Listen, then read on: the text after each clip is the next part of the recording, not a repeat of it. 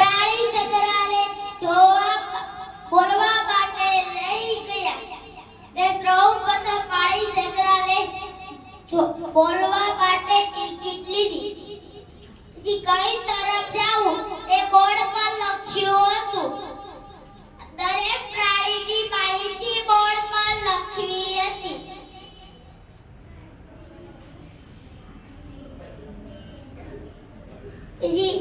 પેલું પાછું વાંદરાનું હતું. એમાં કૂદકા મારતા હતા. એમાં આપણે નાના મોટા ઘણા વાંદરા જોયા.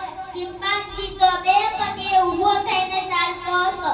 એ જોઈને તો અમને પણ નવાઈ લાગી. આગળ એક શિંગડાવાળો ગેંડો જોયો. વાઘ તો પાંજરામાં આંતરે માટા મારતો જોયો. સિંહ તો રાજાની જેમ ગુફામાં બેઠો હતો. પછી દેશ પરદેશના રંગબેરંગી પક્ષીઓ જોયા.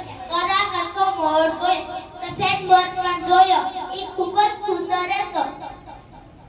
પછી પાણીમાં બતક અને હંસ તરતા જોયા.